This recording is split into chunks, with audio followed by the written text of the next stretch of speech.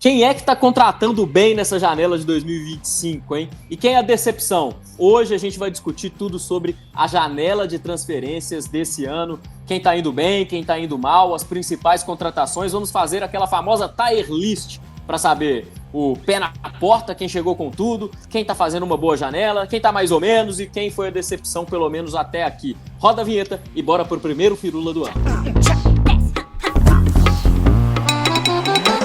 E aí, bom ou nem, o Firula tá de volta, super especial aqui no canal Tempo Esportes para a gente debater sobre futebol brasileiro. Análises, debates, resenhas, zoação, opinião, informação. A gente está de volta para trazer os destaques do Campeonato Brasileiro, da Libertadores, dos times brasileiros e hoje para falar sobre contratações, janelas de transferências. E é aí que entram a dupla, o meu time titular está aqui escalado, Maria Gabriela Meirelles e Natan Braga. A gente vai estar trazendo a partir de agora os destaques do futebol brasileiro. Mabi, seja bem-vinda. Olá, meus queridos, um prazer estar com vocês. Nada melhor do que falar de futebol, principalmente desse mercado que está pegando fogo, né? Tem muita informação, então vamos que vamos.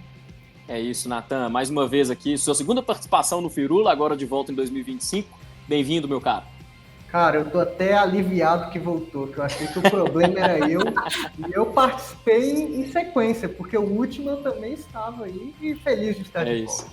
É isso. Para quem não conhece o Firula, a gente tem alguns episódios aí de 2024. Tivemos uma pequena pausa, mas agora voltando com tudo. Você que quer conhecer outros programas que a gente fez, tanto ao vivo quanto gravado, tá aparecendo aí a playlist na sua tela para você clicar e acessar. Te convido também a conhecer o canal Tempo Esportes. A gente está trazendo muita informação, muita notícia todos os dias sobre Cruzeiro, sobre Atlético, sobre os times brasileiros em geral, sobre todos os campeonatos. Tem transmissões de jogos, tem transmissões ao vivo de eventos envolvendo apresentações de jogadores, por exemplo. A gente transmitiu ao vivo a chegada da apresentação do Gabigol no Cruzeiro.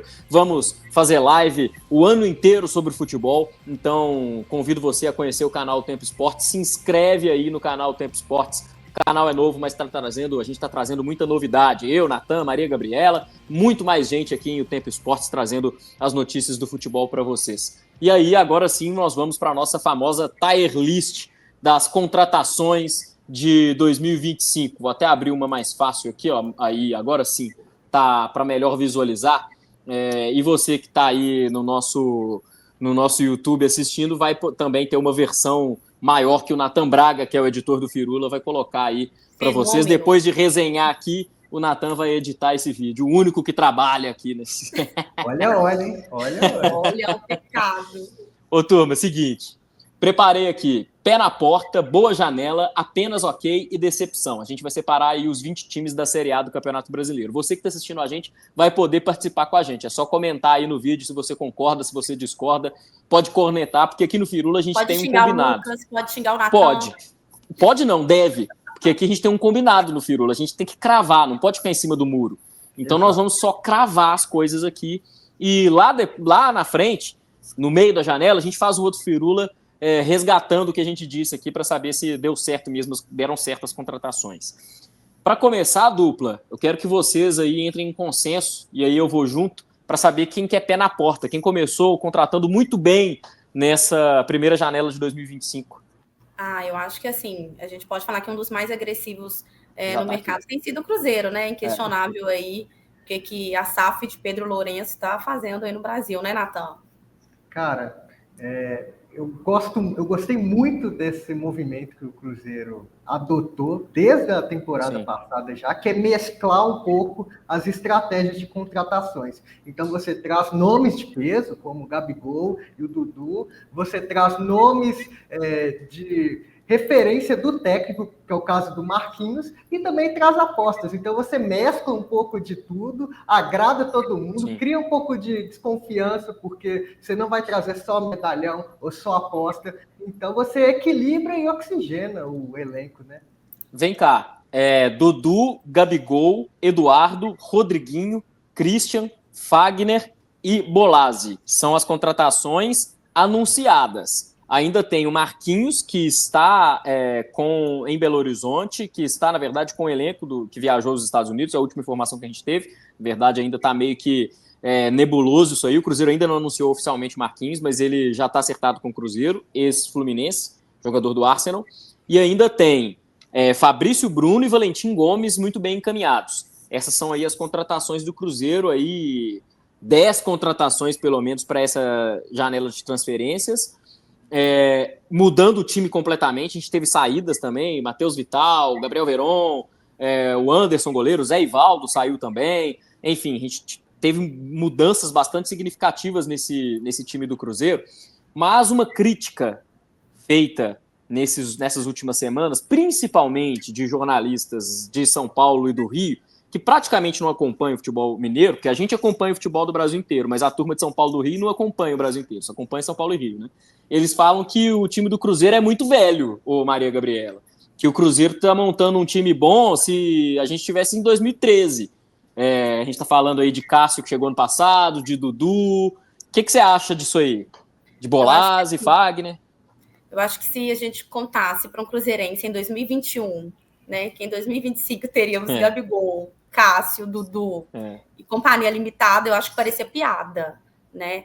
Então, assim, é um escárnio, assim, eu vi jornalistas falando que o Cruzeiro de 2025 tá aquela ceia de Natal, ceia não, né? Tá após ceia do dia 26, né? Que você pega tudo e vai juntando. Isso é um absurdo, porque é inquestionável a competência, a qualidade técnica, tanto dos jogadores experientes que estão aqui, quanto dos que já estavam, quanto dos que chegaram. A gente tem Dudu, que vem recuperando de lesão, a gente tem Gabigol, que é inquestionável, né? Mesmo não esteve na melhor fase em 2024 e não precisaria estar na melhor fase, né? A gente sabe, a gente conhece que é o Gabriel Barbosa. E aí tem alguns nomes que podem ser questionados. Fagner ficou praticamente 10 anos, né? Se não me engano, chegou em 2014 no Corinthians, cara extremamente técnico também, experiente. E a gente sabe, por exemplo, como que o mercado de lateral direito no Brasil é muito escasso. O Atlético, por exemplo, vem sofrendo com isso. E tem nomes que são Desculpa te cortar, Mabi, mas só reforçando dessa parte do lateral direito, o Fagner é uma sombra para o William, mas o Cruzeiro tá com um luxo aí, né? Não é qualquer clube brasileiro que pode dizer que tem 2 laterais direitos brigando por posição e 2 laterais esquerdos também, né? Então, assim, Rodriguinho, que a gente vê que é jovem, que é uma aposta, Christian também, que é novo. Então, falar que é um time de idoso, que o Fernando Diniz gosta, né, de time de velho, é um absurdo. Assim, eu nem levo muito em conta, não. Leio muitos comentários, que a gente sabe que o Cruzeiro está muito em alta com esse mercado de contratações do Pedro Lourenço. E o torcedor, ele tem direito de falar o que quer, né? Os jornalistas também. Mas eu acho que a gente tem que ter um fundamento, né? E o Cruzeiro vem muito forte para brigar por título, quase levou a Sul-Americana, e quase levou a Sula com um ataque medonho, né? Porque o Cruzeiro não tinha ataque na final da Sul-Americana. E agora tem. E assim, eu até queria jogar na roda aí também, que você citou do Marquinhos, que para mim Marquinhos é uma incógnita, sabe? A gente sabe que é uma escolha do Fernando Diniz aí, vem para a ponta direita para suprir uma deficiência do Cruzeiro, mas é uma aposta. E aí eu queria saber de vocês, o que vocês esperam dele. Ô, Mabi, só é uma incógnita porque ainda não foi publicada a análise tática sobre Marquinhos, né? Não é. Logo no canal Tempo Esportes, a análise tática sobre o estilo de jogo do Marquinhos. Lucas Maia vai explicar tudo. Preparamos um material especial. Tá bacana. Simulamos escalação, porque aqui a gente não fica em cima do muro. Será que a gente colocou ele de titular? Análise tática isso. Exatamente. Mas já adiantando, eu acho que o Diniz vai usar o Marquinhos como titular, pelo menos nesse início. O Diniz é aí informação. O Diniz pediu o Marquinhos. O Marquinhos jogou pelo Fluminense, conheceu o Diniz, jogou parte da temporada passada pelo Fluminense. E o Marquinhos no Cruzeiro, ele é um jogador do Arsenal. E o Diniz pediu o Marquinhos. Ele foi emprestado ao Cruzeiro por uma temporada. E um pedido de Fernando Diniz. Se é um pedido do Diniz, significa que o Diniz quer utilizá-lo. A gente sabe que o Arias também esteve no radar do Cruzeiro. É um jogador ponta direita, mas que joga como ala, que já jogou como lateral, faz muito bem aquele corredor ali do lado direito. E o Marquinhos é um jogador que esteve jogando junto com Arias no Fluminense, que aprendeu o estilo do Diniz, está adaptado a esse estilo de jogo, é ponta direita, também joga pelo lado esquerdo, mas principalmente pelo lado direito. Então, é um pedido do Diniz. Na minha avaliação, vai começar como titular no Cruzeiro nessa temporada. Claro que ele pode, talvez, ter algum problema físico, eu não sei, a gente está tentando apurar o motivo desse anúncio aí, que está demorando. O Marquinhos está desde o último fim de semana, já se apresentou ao elenco do Cruzeiro, então ainda está demorando esse anúncio. Não sabemos a parte física, não sabemos, claro, depende muito do treino, mas, na minha opinião, o Diniz vai colocar ele para começar jogando. E aí, Nathan, já para a gente puxar o restante aí da nossa tier list, eu queria que você comentasse aí, primeiro, sobre as contratações do Cruzeiro rapidamente e já puxar aí o próximo desse pé na porta aí. Eu queria... Não, eu queria responder. Eu acho que uma pergunta acaba relacionando com a outra. Você falou, cara, o Marquinhos vai ser titular e ter um elenco velho, que vocês chamam de velho, eu vou chamar de experiente, vai fazer toda a diferença para o Marquinhos, porque você vai estar rodeado de jogadores que rodaram Europa, já tiveram experiências com grandes títulos, com grandes times. E é claro que o Marquinhos, a gente até conversa um pouco sobre isso lá na análise tática, é um jogador que tem atributos a melhorar. Ele é jovem. A torcida vai ter paciência? Cara, não é algo específico da torcida do Cruzeiro, muito pouco. É de toda a torcida brasileira em geral, qualquer time, é uma torcida que quer tudo, é muito de resultado as coisas. Então, eu acho que jogadores como o Dudu, como o próprio Gabigol, que o Gabigol sofre crítica todos os dias, é um jogador que está sempre colado aí com a mídia, e ele gosta disso, ele prefere, assim, a apresentação dele foi dessa forma.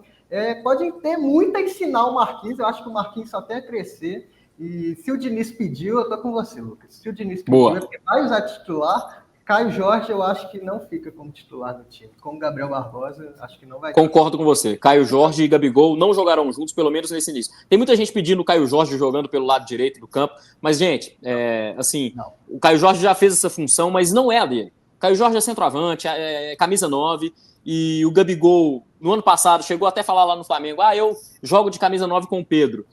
Depois, com o tempo, o Gabigol já estava falando, não, eu gosto de jogar como camisa 9, eu não gosto de ser segundo atacante, eu sou centroavante. Entre Gabigol e Caio Jorge, meu amigo, é Gabigol. Eu deixo até uma dúvida aí no ar, né? No ano passado teve aquele áudio vazado do Pedrinho cobrando para usar o Caio Jorge, cobrando para usar esse ano. Agora, ninguém pode cobrar a utilização, ninguém pode cobrar nada do Fernando Diniz, até porque é um técnico bem mais experiente, né? Então, se ele decidir o Caio Jorge no banco, deixa o Caio Jorge no banco. Tem ponta direita para usar no time. Não vamos cobrar ninguém. O Caio Jorge vai ter que remar para tentar ser titular e vai jogar alguns jogos, evidentemente, porque o campeonato é longo, tem Sul-Americana, tem Copa do Brasil também.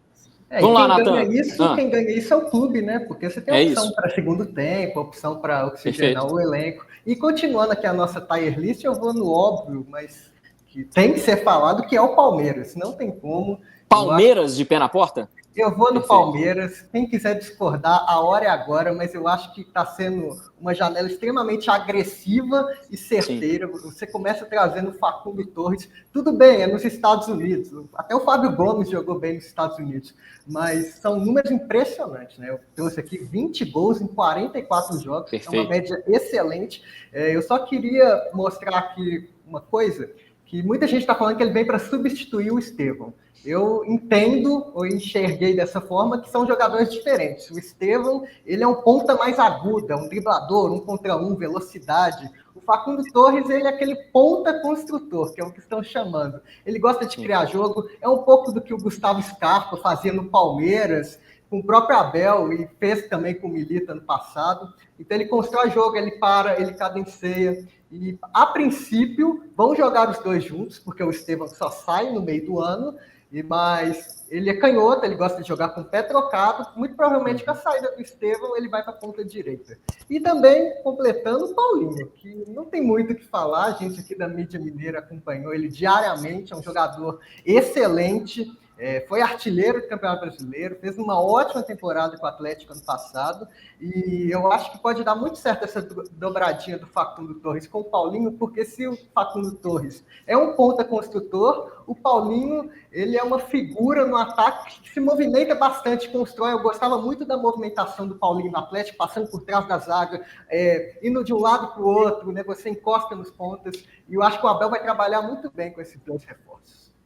E a gente ainda não pode esquecer que tem na mira do Palmeiras, em negociação avançada, Andréas Pereira, que é um bom meia. Acho que vem para suprir muito também uma queda maior de armação do Palmeiras no ano passado, que teve uma derrocada em 2024, mas está oxigenando muito bem esse time para 2025. Concordo, é pé na porta também por essas duas contratações e por estar encaminhando o Andréas Pereira. O plano B, segundo o GE, notícias dessa semana, é o Vila Sante do Grêmio. Também foi destaque no ano passado, mas o Andréas é, de fato, uma ótima contratação aí para o Palmeiras. Ele foi até... Não, Diga. pode continuar, amigo, sem te interromper. Não, porque ele foi reserva no último domingo, ele foi reserva. Então, assim, quem sabe já está chegando, né? Pois é. As informações que a gente tem é que as bases salariais já estão alinhadas e agora falta chegar, né? É isso. E só antes de passar para você, Mabi, é importante a gente falar também sobre... A gente tem o Rafael Veiga no Palmeiras, mas a Leila Pereira não é muito fã de jogadores com 30 anos de idade. O Rafael Veiga, se não me engano, tem 29, né? Tá chegando. 29 anos. A Leila Pereira não gosta de jogadores sem formação. Né? Pessoas que estiveram em reuniões, inclusive a Leila Pereira disse que não gosta de jogador de 30 anos de idade, numa reunião de renovação de contrato com o Dudu em 2022. E aí ali já teve um primeiro embate ali entre Dudu, Staff e Leila Pereira. E o Rafael Veiga está com 29 anos. A chegada do Andréas Pereira, lógico, tem características diferentes, mas são dois jogadores meias que armam, que pisam na área. Então, eu acho que o Palmeiras está sendo muito pontual nessa janela também, Mabi. Pé na porta mesmo? Não, sim. Eu concordo, pé na porta. E assim, o que eu acho que é até questionável, o Paulinho aqui, cara, como que no Atlético ele era muito criticado, né? Principalmente depois da eliminação do Atlético na Libertadores, daquele gol que eu acho que até hoje o atleticano sofre muito com isso. Mas assim, o Paulinho perde muito gol. Ele perde muito gol porque ele é um jogador muito presente, um atacante que ele tá sempre ali, ele cria muita oportunidade. Jogador inquestionável. E acho que se recuperando de lesão, né? A previsão é abril, maio, mais ou menos, que ele já esteja de volta aos gramados. É uma contratação, assim, muito boa. Paulinho, e é muito novo, agora, gente. É muito jovem. É novo, garoto. Muito agora, se puxou o Palmeiras, eu acho que a gente tem que colocar o São Paulo como pé na porta. São Paulo trouxe Oscar, trouxe o Wendel, assinou um pré-contrato e já trouxe também. O Wendel assinou um pré-contrato, ainda não está garantido para esse início de ano. O São Paulo está tentando a liberação do Wendel para esse primeiro semestre, mas a princípio ele vem no segundo semestre. E aí, para ter um lateral esquerdo nesse primeiro momento de temporada, o Enzo Dias do River Plate chegou por empréstimo. Então, isso o São Paulo também muito pontual nessa janela de transferência. Acho ainda que precisaria de um outro volante, o pessoal vai ficar louco comigo. Tem o Luiz Gustavo, tem o Alisson muito bem. Tem uma turma no São Paulo que pode brigar pela posição, mas eu gostaria de ver um primeiro volante mais constante do São Paulo. Mas a gente tem um time, o São Paulo pode montar um time muito equilibrado, ao meu ver, com Rafael no gol, você tem Alan Franco, muito bom zagueiro, Arboleda, Ferreirinha, Oscar, Lucas Moura, o próprio Luciano, que não está tanto assim, tão bem assim, mas é um jogador já experiente, talvez nem fique no São Paulo para a temporada, na verdade. O Caleri sendo ventilado aí no River Plate também, talvez não fique, mas ainda está no time. Enfim, o Wendel pelo lado esquerdo, bom lateral de seleção, uma ótima contratação do São Paulo para a temporada. Se colocou o Palmeiras, que foi pontual nas contratações, acho que a gente também tem que colocar o São Paulo. Tem que colocar. E ainda mais que o São Paulo, ele tá com uma previsão, né? Um teto de gastos para a temporada. Ele tem um fundo de investimentos creditórios para substituir algumas dívidas com bancos, então eles têm que contratar de forma muito assertiva. Sim. O Oscar já é um nome inquestionável, né? O Enzo Dias é outro. O Natanael também, lateral do Coxa, lateral direito também na mira. E com o Wendel, se conseguir agora, maravilha. Se não, para o segundo semestre, mas eu acho que é pé na porta também. E com a saída do Rafinha também, né? Supriu muito bem as necessidades, foi muito pontual. Mas aí eu acho que aqui pé na porta nós terminamos. Vamos para a boa janela agora. Vamos para a boa janela. Até nesta ordem, né? Eu acho que é o Cruzeiro. Exato, também acho. Cruzeiro melhor, Palmeiras na sequência e logo São Paulo. Exato. Você concorda, Mabi? Na verdade, eu vou discordar aqui. Eu acho a janela do São Paulo melhor que a do Palmeiras. Seguinte, eu vou dar meus argumentos aí, vocês refutam aí, enfim. Eu acho que o Palmeiras a gente esperava contratações bombásticas, importantes, pontuais no time há pelo menos 2 temporadas. Depois do ano passado, era obrigação do Palmeiras mudar o time. Beleza, foi bem no mercado. Mas eu não esperava menos mesmo do Palmeiras. Acho que se o Palmeiras não fizesse uma ótima janela até aqui, seria decepcionante, inclusive. Acho que os nomes foram bem escolhidos, atacou bem o mercado, mas eu não esperava menos. Do São Paulo, eu esperava menos. Para ser bem sincero, eu não esperava Oscar ser anunciado pelo São Paulo, eu não esperava o Wendel ser anunciado pelo São Paulo. Acho que eu esperava uma janela boa do São Paulo, eu esperava que o São Paulo ficasse ali no boa janela. Agora, essas duas contratações de peso e ainda outras para suprir necessidades do time, de fato eu não esperava. Acho que o São Paulo foi melhor que o Palmeiras por isso. São Paulo surpreendeu mais, né, no caso. Na minha opinião. Sim. Eu acho que se o critério for surpresa, ok, tudo bem. Talvez eu considerei pé na porta aqui o maior impacto para a temporada. Perfeito. E eu acho que o grande impacto do Palmeiras é que você aumenta a sua capacidade tática de como Perfeito. trabalhar o seu time ao longo do elenco, porque ao longo da temporada, perdão. Até mesmo para brigar por título. Até mesmo, porque a gente está esquecendo que tem o Bruno Rodrigues voltando. Vocês lembram dele? Lembra? Exatamente. Onde tá por aí. Exatamente. Dá para voltar, e eu acho que é um atacante excelente, fez uma temporada muito boa no Cruzeiro. Você tem Maurício, você mantém essa dupla lateral, o Piquerez e o Giai. Então eu acho que o Palmeiras está fazendo um trabalho que, infelizmente, outros times não estão conseguindo fazer, o que é normal, quem tem menos poder aquisitivo, que é a manutenção do seu elenco, mas mantendo as suas bases principais. Perfeito. Já foi cogitado em vários times. O São Paulo não está conseguindo segurar o Caleri, que acho que é a grande referência. Pode fazer falta ao longo da temporada, e aí a torcida pega um pouco no pé do Luciano. A gente, quando vai montar o São Paulo, e aí é o Luciano, vai ser o Lucas Moura de falso 9. Então, eu acho que assim, na temporada, eu acho que o Palmeiras fica na frente do São Paulo, porque seria mais decepcionante ao final da temporada o Palmeiras não levar um título do que o São Paulo levar, entendeu? Beleza, perfeito. Mabi, então você que vai decidir, São Paulo antes do Palmeiras ou depois? Primeiro o Palmeiras, depois Fechou. São Paulo. Então vamos passar para a boa janela, então. Para acelerar, que a gente já ficou muito aqui, que são os principais de fato, vamos acelerar, vamos fazer o seguinte, cada um puxa 2, pode ser? Fechou. Tá, Então posso vai começar? lá, Mabi, pode. Eu vou de Bahia. Bahia. Primeiro. Bahia, boa janela do Bahia. Gosto do Bahia. Pode falar mais um aí, depois a gente comenta. E vou de Fortaleza. Fortaleza, boa janela, ok. Natan. Cara, eu vou... Boa janela. Eu acho que Fortaleza, eu vou de Fortaleza. Apesar de perder o Hércules, trouxe o Paul Fernandes, que a gente lembra daqui, fez um bom jogo contra o Cruzeiro no Mineirão. Sim. E Bragantino também, dentro Perfeito. da proposta que ele tem de trazer jogadores mais jovens, não gastar muito, eu acho que trouxe Perfeito. Bons jogadores, né? Você traz o Fernando do Salzburg, que tudo bem, é lá do satélite lá do RB Salzburg, mas é um bom atacante. Você traz o Pita, que fez 21 gols num time que era foi lanterna do Campeonato Brasileiro. E o Lucas Barbosa, que foi, talvez, junto com o Nenê, a grande referência do Juventude. Então, bem assertivo, o time do Seabra aí pode ter um desfecho bem diferente do que do ano passado, que quase caiu, né? Foi até a última rodada. Aproveito para cobrar do Fernando Seabra a participação do Firula, hein? Queremos Seabra convidadíssimo e tá praticamente estopado ali, mas ainda tem aquela coisa de apresentação, reapresentação na temporada. Nós já deixa aqui oficialmente a cobrança para o Seabra participar com a gente, falar com a gente sobre futebol. A gente falou, vou até voltar aqui, Mabi, para você falar sobre o Bahia. Bahia, Fortaleza, Red Bull, Bragantino. Para mim também são esses. Já adiantando sobre o Red Bull Bragantino, porque tem um outro camarada que é o Nacho La Quintana, que tá voltando de empréstimo, Natan. Ele tava... Cara, acho que ele tava... Agora, depois eu vou até conferir de novo.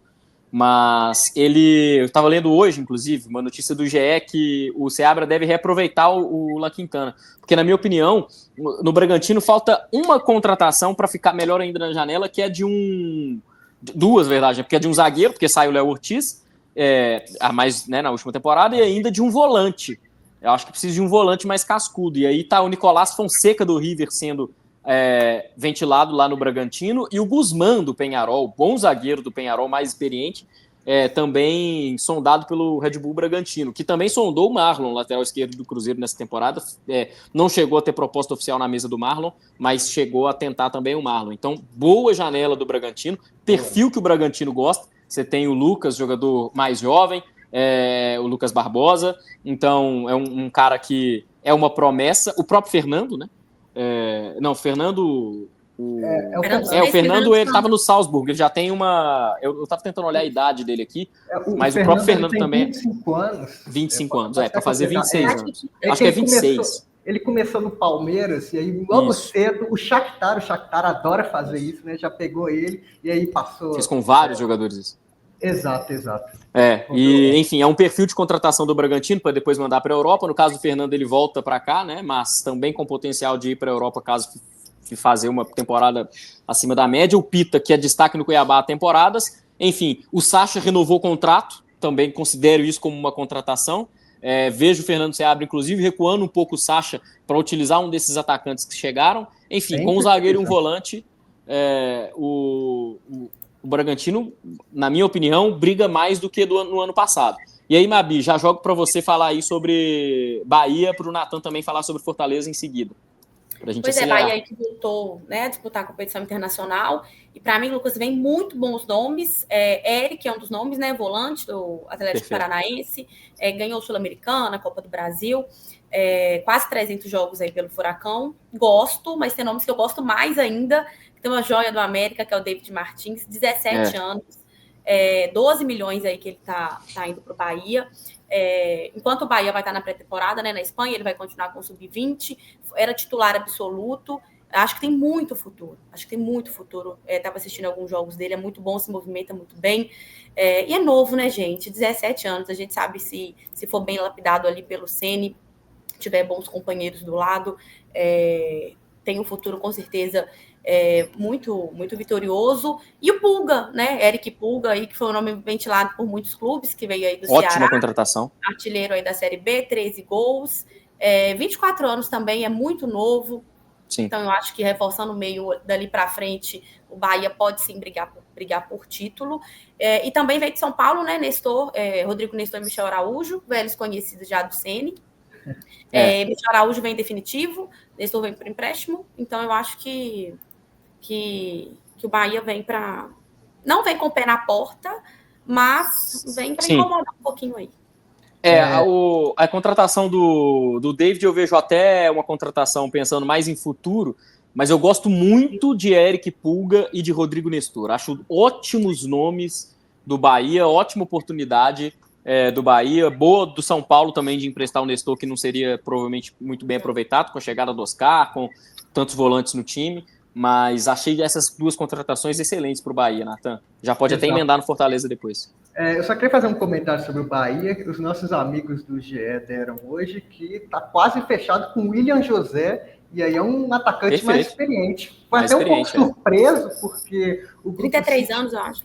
Trabalha com jogadores mais jovens, e eu gosto de a mesma coisa que eu falei sobre o Marquinhos do Cruzeiro, serve aqui também. Eu acho que você, quando fica rodeado de jogadores mais experientes, é mais fácil você crescer, você produzir mais, se blindar da pressão da torcida. Gosto muito do William José. Quero ver como é que é no Brasileirão. Eu acho que é interessante. Saiu cedo de São Paulo também.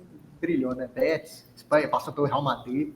E sobre o Fortaleza ele tem uma mentalidade, para mim, excepcionalmente muito vencedora no futebol, que é você tentar manter o máximo, você dá prazo tanto para técnico quanto para jogadores. Então, está tentando manter ao máximo o elenco, a base do elenco. É verdade, o Hércules foi para o Fluminense, mas foi a segunda maior venda do futebol nordestino. Era irrecusável, é um jogadorzaço, e acho que o Paul Fernandes pode vir aí para tentar suprir.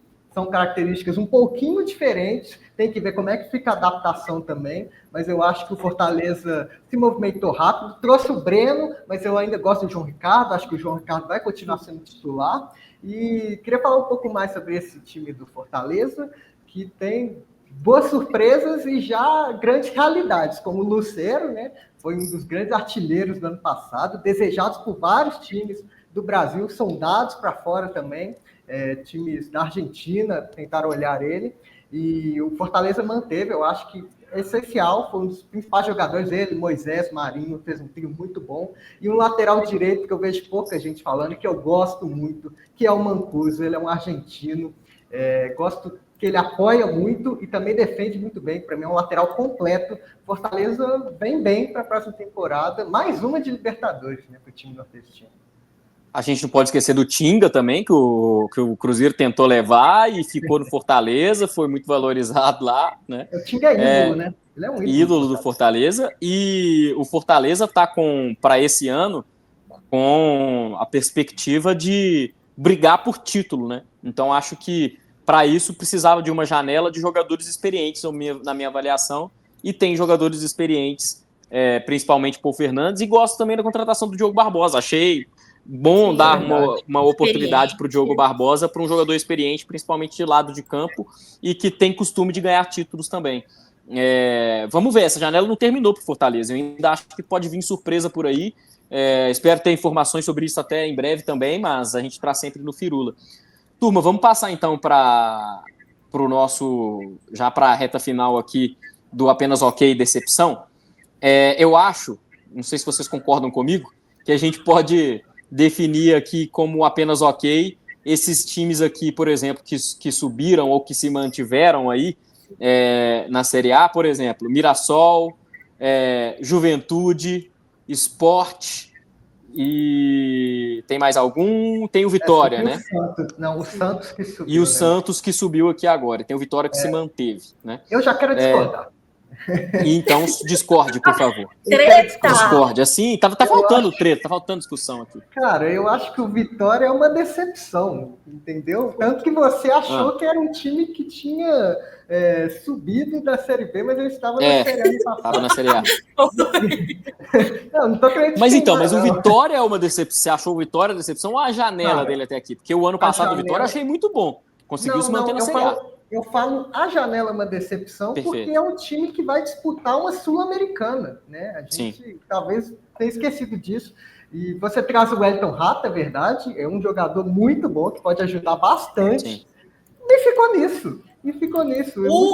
Vou até falar, o Hugo também é a única, na minha opinião, o Wellington Rato e o Hugo, as únicas boas contratações aqui. Tem Zé Marcos, Claudinho, lateral direito, Ronald, meia ex-Criciúma, tem o Bruno Xavier, mais rodado, mas estava no Ituano, Thiaguinho do Juventude, Fabrício Santos, atacante do Levante, banco, Val do Paysandu, aí sim o Hugo. Bom, não teve nenhuma contratação no Vitória de fato para brigar por alguma coisa a não ser ficar na Série A novamente em 2025. Exato, a única coisa que eu colocaria apenas ok aqui é na intenção mesmo do Vitória na temporada. Eu não acho que o Vitória tenha a intenção de brigar por muita coisa na Sula.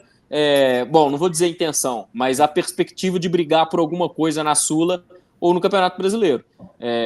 Fez uma janela que, na minha opinião, vai brigar aí com o Mirassol, Juventude, Santos. Enfim, o Santos talvez um pouco acima ainda. Eu também acho que o Vitória, assim, não vem para brigar por muita coisa, não. E eu gosto muito do Carpini, acho um bom técnico, acho um técnico promissor. Contratou muito, dispensou muito jogador, mas é para meio e para baixo de tabela. Não acho que rende muito, não. Pois é, e assim, o Vitória perde o Alejandro e parece que não está muito interessado em repor essa posição. Isso me incomoda muito, acho que por isso que mesmo. Eu levo um pouco para esse lado de decepção, porque é o artilheiro do campeonato, né? E perder o Alejandro também é péssimo, porque o Bragantino não tem nem a intenção de ficar com o Alejandro. Então o Vitória deveria ter feito um esforço maior. A gente sabe que tem patrocinador forte, deveria ter feito um esforço maior para o Alejandro, autor dos 2 gols mais bonitos do Campeonato Brasileiro no ano passado.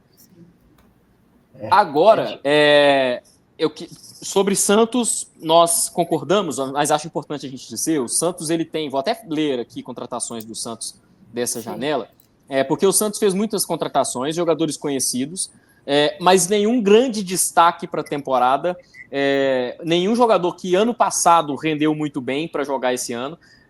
Claro, é um time que acabou de subir, vai primeiro tentar se manter, mas pelo que o Santos está vendendo, eu também acho que poderia ter sido uma boa janela. Para o time que até os 45 do segundo tempo estava com o presidente falando que aguardava ainda o Gabigol contratar Tiquinho Soares, é muito diferente, né? Então a gente tem Tiquinho Soares, Léo Godoy, lateral direito, o Zé Ivaldo do Cruzeiro, que está indo para o Santos por uma temporada, empréstimo com obrigatoriedade de compra a depender de algumas metas. Pedro Caixinha, o técnico a gente está incluindo aqui porque eu achei uma boa contratação também. Luizão, zagueiro de 21 anos, foi ventilado, se eu não me engano, no Atlético Mineiro também, se não me engano, vi algo por aí. Tassiano, não foi uma contratação ruim, mas também estava escanteado no Bahia. O Soteldo volta do Grêmio, o único jogador que pode render mais nesse ano, mas o Grêmio não quis comprar, também pela oscilação na temporada passada, e o Alfredo Morelos emprestado pelo Atlético Nacional. Foi emprestado pelo Atlético Nacional, para o Atlético Nacional, mas não foi comprado e está retornando. Então não tem nenhum grande destaque desse Santos, né, Nathan? Eu acho que o Tassiano talvez seja mais interessante pelo estilo de jogo de intensidade do Caixinha. Estava rolando uma matéria semana passada da diferença entre treinos do Pedro Caixinha com mais intensidade, com treinos de reatividade do Carille, que era o técnico anterior, e o Tassiano é um jogador muito polivalente. Tem suas limitações, é fato, mas é um jogador que sempre volta, sempre ajuda, está marcando seus gols. Talvez seja o principal nome, podemos dizer assim, da janela do Santos. E você falou do Pedro Caixinha aí, Nathan, nós temos até... Acho bom a gente publicar, hein? A gente fazer, hein? Análise tática de Pedro Caixinha. Já está até prontinho aqui. Já lanço para você o desafio. Acho bom. É um técnico que ele foi ventilado no Atlético também. Tô falando ventilado o vídeo inteiro, porque é literalmente ventilado. O cara só passa como um vento e vai embora. É um plano B do Atlético. O plano A era o Luiz Castro. Virou plano B do Atlético e acertou com o Santos o Pedro Caixinha. É um técnico que tem até um estilo parecido com o do Luiz Castro, mas eu gosto principalmente de algumas formações que o Pedro Caixinha usa. Vou até puxar aqui pelo roteiro. O Cruz Azul no México, que o Pedro Caixinha fez um ótimo trabalho em 2019. E ele é um técnico que preza muito pela movimentação também, marcação por encaixe.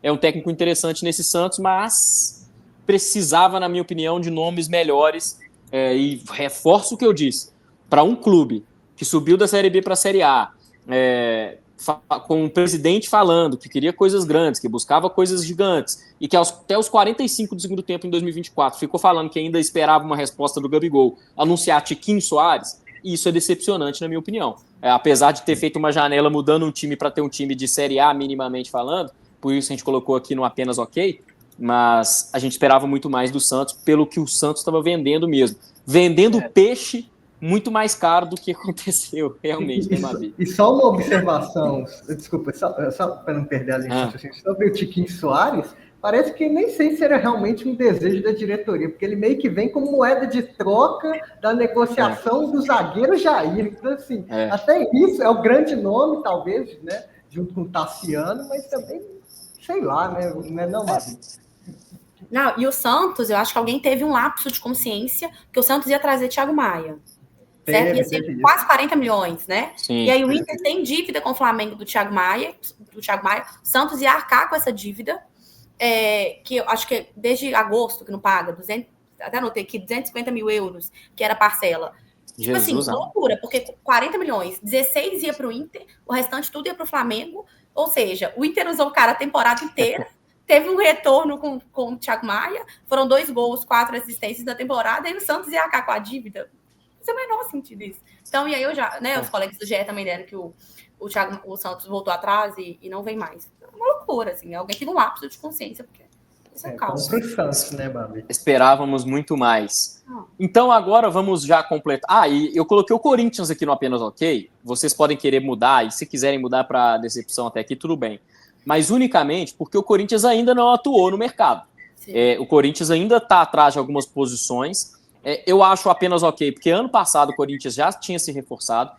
Vale dizer também que a gente não sabe a situação do Garro, que envolvido numa grande polêmica na Argentina, né? Atropelou um motoqueiro que veio a óbito, então existe toda essa situação. Não sabemos se o Corinthians vai rescindir contrato, se ele vai ser afastado, se vai continuar jogando, mas tem isso, talvez precisa ter uma peça de reposição. A gente tem que falar do Depay, que foi contratado, o Memphis é um dos destaques aí para 2025. Então, a janela do Corinthians já começou no ano passado, pensando para se salvar em 2024 e também ter um bom time para 2025. E até aqui ainda não fez contratações, mas vai atuar nessa janela de transferências. E aí a gente tem aqui alguns dos alvos do Corinthians para essa janela. Lateral esquerdo, zagueiro, meia e um atacante. Então, trazendo esses jogadores, sendo nível das últimas contratações, não o mesmo nível, mas pelo menos um bom nível, acho uma janela ok também, Nathan. Eu acho ok. A dupla Yuri Alberto e o Depay deu muito certo no passado. Terminou em alta o ano. Tenho até curiosidade para saber se vai continuar assim ou se com essa pausa vai dar uma esfriada. E o Corinthians eu acho que vem forte, mas também com contratações mais precisas. Não acho que vai sair freneticamente correndo atrás. Não precisa também, até porque o Ramon Dias encaixou muito bem o time no final do ano, né? Perfeito. Agora, passando para a decepção aqui... Ô, Lucas, eu quero só fazer um comentário. Claro. Em relação à janela do Corinthians, falando das renovações, né, que no mercado ele não contratou, mas foram 3 renovações muito importantes. Boa. Principalmente da do Breno Bidon, meia de 19 anos, ganhou a copinha. Só a multa do Breno Bidon para o exterior são 635 milhões.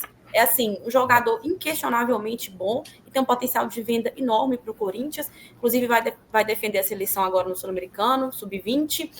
E tem também o Carrilho, que é meia, 33 anos, meia peruano, veio crescendo muito no final da temporada, terminou como titular.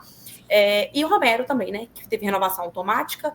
Então, foram 3 renovações muito importantes, já que teremos atuando no mercado, né? E teremos a 4ª, né? Thales Magno também, que é ótima renovação aí. Ele se reapresentou falando que quer ser campeão do Paulistão. Então, Thales Magno também foi bem no ano passado. Acho que pode ser até melhor aproveitado nesse ano. Vamos aguardar aí o Corinthians. Agora, para fechar a nossa... Pode falar, Natan. Não, eu acho que você pode até voltar para a nossa tier list aí, porque antes de você passar para decepção, eu queria tirar um time da decepção. Boa. Que é o Fluminense. Eu acho que o Fluminense não é tão decepcionante assim, porque segue a sua filosofia de trazer jogadores jovens. Então, você traz o Lavega, que é um jogador uruguaio. Jovens? Aí, tô brincando. Que isso? Eu falo assim, pelo menos nessa janela de transferências, a gente tem uma uniformidade de filosofia de juventude. Eu acho que essa ideia de rejuvenescer, né? Você indo embora o Felipe Melo, enfim. Então você traz o Lavega, que é um jogador num contra um uruguaio muito bom. Eu acho que pode ser um jogador muito interessante. Não sabemos como vai ser aqui no futebol brasileiro, a adaptação está aí. Eu não gosto muito de é a joia colombiana, é a joia equatoriana, é a joia uruguaia, porque o Campeonato Brasileiro é difícil, são muitos jogos, diversidade de gramados, a gente não tem uma padronização de gramado, um é sintético, outra grama é mais alta, outra é molhada. Você traz o Juan Freitas, que é um zagueiro que estava lá na Aliança do Peru, e você traz o Paulo Baia, que pode ser um destaque também, é outra aposta do Fluminense. Eu acho que o Fluminense, a ideia é rejuvenescer e tentar apostar também. Não sei se condiz muito com o que o Mano Menezes propõe em jogo, mas pelo menos para mim ficou um pouco claro que essa é a estratégia do Fluminense. Eu acho que se segue a estratégia, acho que já está ok, já vale, entendeu? A Mabi vai de novo desempatar, porque eu discordo, viu? Eu acho a janela do Fluminense até aqui decepcionante. Sabe por quê? Vamos lá nas contratações, né? O Paulo Baia, achei uma oportunidade de mercado. Não é um jogador que a gente consegue pensar que vai fazer diferença. Falar, o cara vai jogar no lugar do Cano lá. Não sabemos. O Lavega, mesma coisa. Achei uma oportunidade de mercado. Bem novo, confesso né? Que, bem novo. Confesso que é difícil a gente falar que um garoto de 19 anos vem para resolver alguma coisa. O Pitaluga, goleiro, uma oportunidade de retornar com um goleiro que a gente tem o Fábio e o Vitor Eudes. Enfim, e o Pitaluga é mais um jogador que não veio para jogar de fato. Aí tem o Hércules, que pode brigar, o Freitas talvez pode brigar, mas aí o René que vem para jogar, mas aí o que eu queria dizer a gente sabe dos nomes que o Fluminense sondou no mercado. A gente sabe de Zé Rafael, do Palmeiras, que ainda pode até voltar com esse negócio, tem outros interessados, certamente. A gente está falando do Marçal, que é lateral, o Rony, que também, pelo visto, não topou ir para o Fluminense, o Canóbio também, o Marlon, lateral esquerdo do Cruzeiro, o Marlon não quis nem ouvir a proposta do Fluminense. Recentemente, o Fluminense, informação também nossa aqui, o Fluminense buscou o Igor Rabelo do Atlético. O Fluminense também tentou contato, mas não tem futuro. O Igor também não quer saber da proposta do Fluminense. Se a gente pega os nomes que o Flu está sondando no mercado, está procurando no mercado, os nomes que trouxe um time para renovar a equipe, jogadores jovens, a juventude para mesclar com alguns jogadores mais experientes no time, mas não trouxe nada para resolver e não ter um 2025 do mesmo jeito que foi 2024. Para mim é decepcionante por isso, porque quando a gente pega um Fluminense brigando para não cair depois de ser campeão da Libertadores, para esse ano, na minha opinião, deveriam ter contratações bem mais assertivas. Deveria ter sim trazido o Canóbio, deveria ter contratado o Rony, apesar de ser um jogador que eu não acho um grande atacante, mas é um jogador de mais destaque, o próprio Zé Rafael, enfim, acho que não trouxe ninguém para jogar, ser titular. Por isso eu acho que é decepcionante, na minha opinião. A Mabi vai ter que desempatar aí pra gente finalizar. Mas aqui, Mabi, volta lá na nossa tier list, Lucas. Voltando agora na tier list. Eu concordo. Peraí que a tela tá pequena pra mim. Pronto. Do Fluminense, a gente coloca o Fluminense na decepção, pra mim ele é o menos decepcionante. Você concorda? Concordo. Eu acho menos decepcionante. Entende? Pra mim, assim, de todos, pra mim o mais decepcionante talvez seja o Flamengo. De fato, né? Que a gente ainda vai discutir. Mas se for olhar por esse lado, o Fluminense não decepciona. Mas se for olhar, eu tô em cima do muro, mas eu vou me posicionar agora. Eu não coloco o Fluminense como decepção. Tá, ok. Então voltei pra cá. Claro, vocês estão de complô hoje, né? Já entendi. Não, mas se fosse trazer um Canóbio, já entendi. Mas como que trouxe? Vai, aposta, Mas trouxe. Comparado entendeu? com o que vem aí na nossa tier list. Exatamente. Aí a gente entra nisso mesmo. Com a decepção, o Fluminense tá bem demais, gente. Entende? Flamengo, Galo, Vitória. Já vou colocar aqui, ó, Vitória e Ceará é decepcionante a janela, porque a gente esperava mais. E são times que almejam mais coisas e pelas contratações que fizeram, nenhum jogador de destaque. Perfeito. Aí a gente tem aqui Flamengo, que não tem contratação anunciada. O Inter também não, né? Aí a gente tem o Atlético, que tem o Gabriel Menino e o Patrick. Patrick, jogador de sub-20, Gabriel Menino, que veio numa troca com o Paulinho, os dois, na verdade, né? Vieram numa troca com o Paulinho. O Cuca de técnico. A gente tem o Botafogo, que está sendo completamente desmanchado, vai ter que montar um novo time. O Vasco, que é a primeira contratação da temporada, o Tietê, que não é um jogador ruim, mas não é um jogador de destaque para ser anunciado com a primeira contratação da temporada. E o Grêmio também está se desfazendo tudo. Desses aqui, quem que é o mais decepcionante para você, Natan? Cara, eu vou logo de cara no Flamengo, porque recebemos a informação que Juninho, o atacante Juninho, é a grande prioridade do Flamengo. Do Azerbaijão. Aí é brincadeira. Cara, e pra com aval... Gabriel Barbosa. Com o aval do Felipe Luiz, eu não estou entendendo o que o Flamengo está querendo com isso. Eu não estou querendo desmerecer o jogador, entendeu? De forma alguma. Apesar que a própria novela é muito esquisita, porque falaram que ele recebeu uma proposta do Sevilha, o Flamengo cobriu, mas ele queria ir para o Sevilha, e ele cobriu com o dinheiro do bolso dele, voltou atrás. Então, assim, muito estranho. O Flamengo sempre foi muito conhecido por ser bastante agressivo no mercado, e tá aí para perder ainda jogadores, né? Fabrício Bruno chegando no Cruzeiro. Não é o titular, mas você enfraquece o elenco, a temporada é longa, né? Então, cara, eu esperava mais o Flamengo. Bem mais.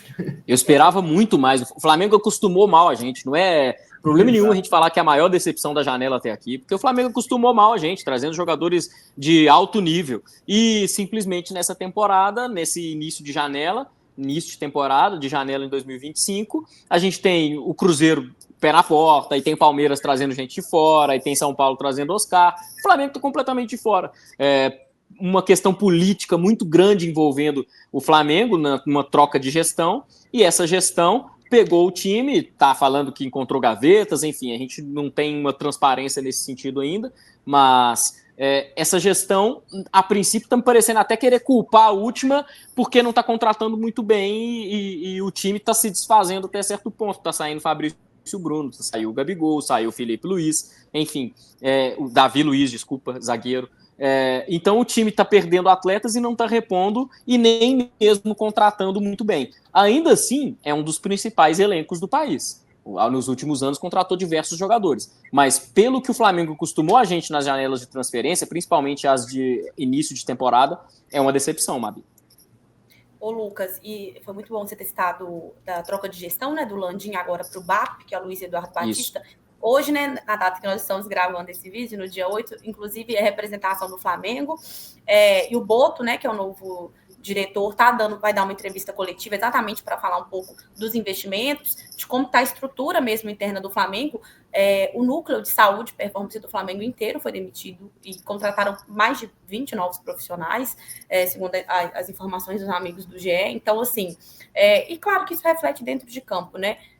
A gente sabe como que a gestão do Landim foi caótica, e agora o BAP chega para tentar colocar a casinha no lugar e sabe que o Flamengo vai ter ali, não vai poder gastar desenfreadamente, trazendo nomes de peso, como trouxe na última janela. Tanto que estava um dos nomes cotados do Flamengo, foi o Traoré, não sei nem falar o nome dele aqui.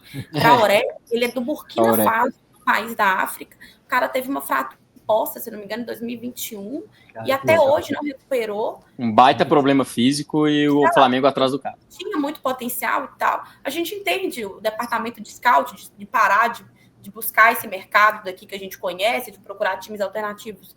Mas eu acho que é isso, o Flamengo deixou todo mundo mal acostumado, porque estava procurando o Roger Guedes. É isso.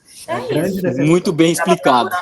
É isso, eu acho que se resume nisso, sabe? Já então, emendo, então, Mabi, para falar sobre o Atlético Mineiro, que até agora a gente não tem a definição aí de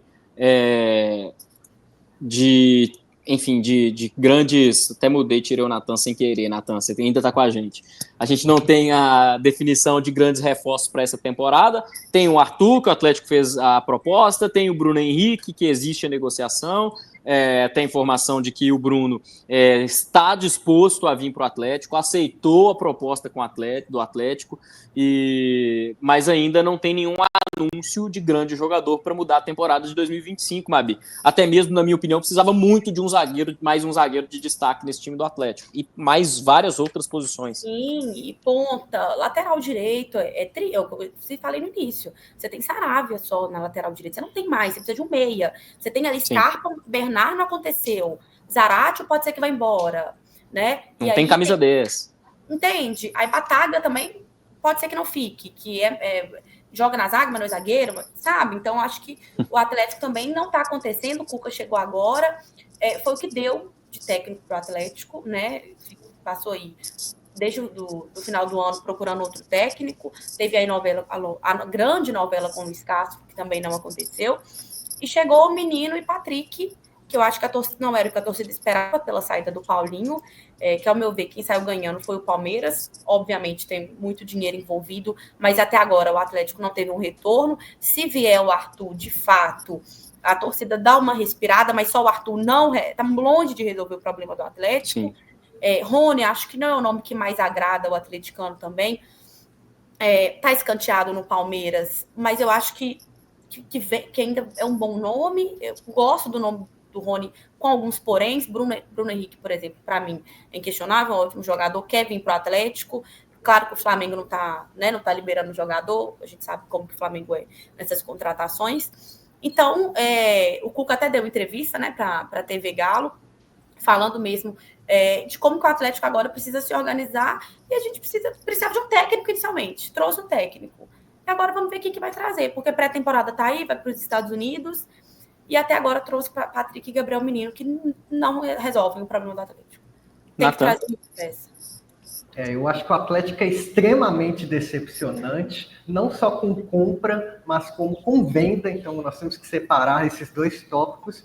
E sim, compra é impressionante, a começar pelo técnico. Não era a primeira opção, não era a segunda, não era a terceira, não era a quarta. E isso já começa a preocupar um pouco o torcedor, porque você procura técnicos com estilos de jogo diferente. Você tem o Tite, depois você vai no Quinteiros, depois o Pedro Caixinha. Cara, qual que é a meta? O que a diretoria está buscando? Qual que é a filosofia, cara? Vai ser assim? Perfeito, Natan. Vamos buscar jogo assim, assim, assim. Só te cortar rapidinho, antes de você terminar o seu raciocínio. Claro. Lá antes do Milito, primeiro, né, a gente teve o Kudê, aí a gente teve Cuca, né, e teve o Kudê, aí teve Filipão, aí teve o Milito, agora o Cuca de novo. Técnicos com filosofias completamente diferentes. não, talvez o Cuca e o Kudê se assimilam em algumas coisas, mas são totalmente diferentes filosofias, estilos de jogo. E antes de contratar o Kudê, vazou aquela apostila, aquele slide do Atlético falando que queria técnico que começasse a jogar desde o goleiro, que queria técnico com intensidade, time com intensidade. Aí contratou o Milito, mas não deu jogadores para o Milito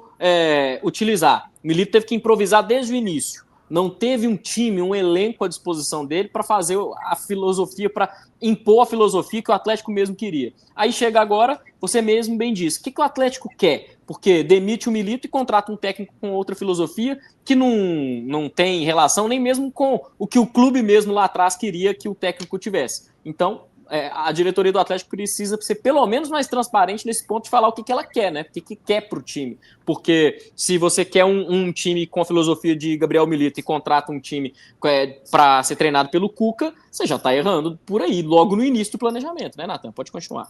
E a transparência, o torcedor sente muita falta disso e se sente muito distante do clube. Até a própria venda do Paulinho, a gente não sabe qual a porcentagem que o Atlético tinha, né? Era 90%, era 80%. Quanto que, né, tudo vai se reverter em contratação ou vai ser para abatimento de dívida? O torcedor não consegue enxergar qual é a estratégia da diretoria e vê um time muito frágil no mercado, no sentido de perder peças. Você vê a diretoria atleticana 3 anos atrás falando que vai ter um certo protagonismo com Palmeiras e Flamengo, e aí vende o Alan para o Flamengo, o Paulinho para o Palmeiras, são jogadores que eram destaques no time, e isso não, o torcedor ele se sente um pouco frustrado e até enganado, e porque essa política de boa vizinhança que o Atlético tem em negociações anda frustrando bastante a torcida. Eu vou dar um exemplo muito claro,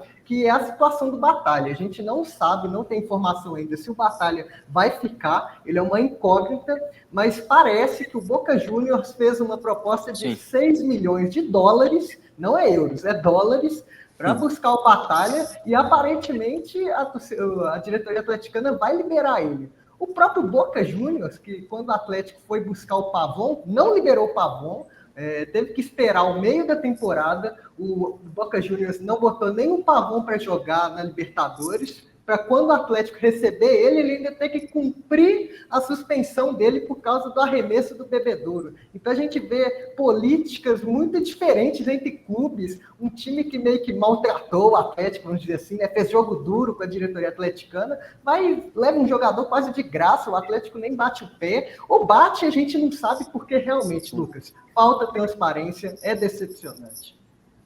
Perfeito, Nathan. Tá aí então a nossa tier list desse retorno do Firula em 2025.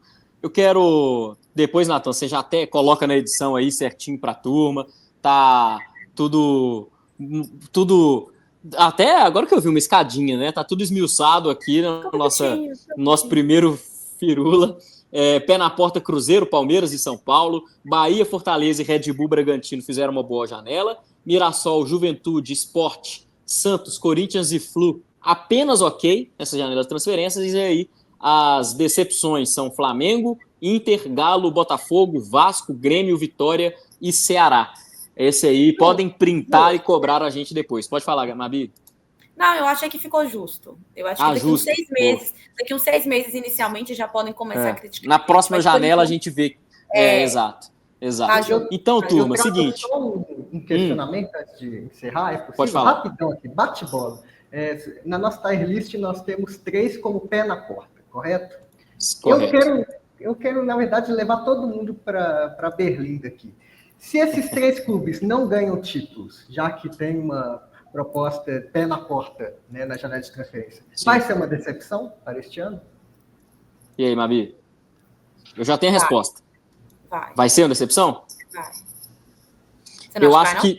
Eu acho que se o Palmeiras não ganha título, é uma decepção. É muito mais decepcionante. Mas, assim, eu acho que pelo torcedor, com certeza.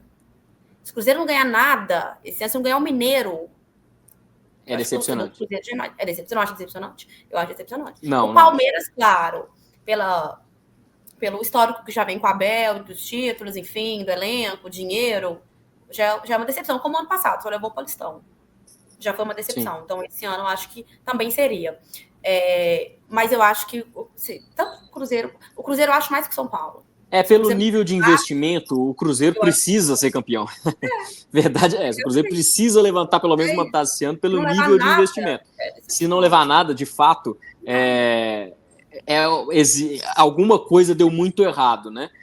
Mas eu acho que é menos decepcionante que os outros, porque o Palmeiras, no caso, mais que o São Paulo, porque justamente pelo nível de investimento do Cruzeiro. Mas o Palmeiras realmente precisa levantar um título para, quando a gente olha para os últimos anos, é Palmeiras e Flamengo ganhando tudo. E aí, de repente, em 2024, isso aí começa a mudar, principalmente com as SAFs. Em 2025, o Cruzeiro já chega com uma reestruturação muito grande. Enfim, a decepção maior, na minha opinião, é o Palmeiras, que já tem uma mesma base de anos e agora com reforços muito pontuais. O Cruzeiro tem um ponto aí que eu acho que é como esse time vai reagir ao Fernando Diniz. A gente sabe que o futebol brasileiro é muito imediato. Então, se o Fernando Diniz já não começar ganhando, a probabilidade do Fernando Diniz ser demitido no Cruzeiro é muito grande. E aí um técnico recomeçar isso, acho que dificultaria muito o ano do Cruzeiro. Então, talvez seria decepcionante somente se o Cruzeiro chegasse lá na frente e não ganhasse. Mas sem chegar em final, não é tão decepção assim para mim, não. Porque depende muito do desempenho do time com o Fernando Diniz, principalmente nesse início de temporada. E você, Nathan, você acha decepcionante para terminar? Posiciona, Nathan. Eu não fico em cima do muro. É uma decepção. Eu acho que até em questão de expectativa do torcedor, o Cruzeiro está 6 anos sem levar o Campeonato Mineiro. Isso é inadmissível. É inadmissível para qualquer clube, em qualquer estado. E vai ser, sim, bastante decepcionante. Olha só, eu estou levando ainda para campeonato estadual, entendeu? Mas campeonato nacional... tem brasileiro, tem sul-americana. Eu acho assim... Sul-americana é um time que o Cruzeiro tem que buscar esse ano. É o mínimo que o torcedor do Cruzeirense espera, é o Mineiro. Se você montou um time desse, e você não vai levar o Mineiro, você não vai ganhar nada. Correto. Vamos ver, né? Vamos ver.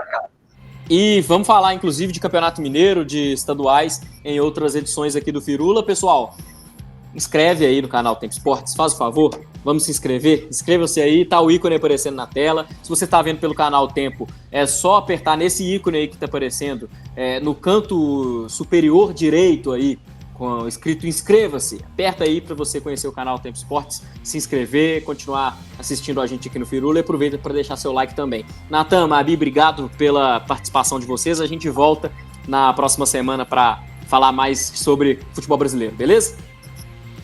Tamo junto, valeu demais. Tchauzinho, gente, até mais. Comenta aqui o que vocês acharam. Valeu.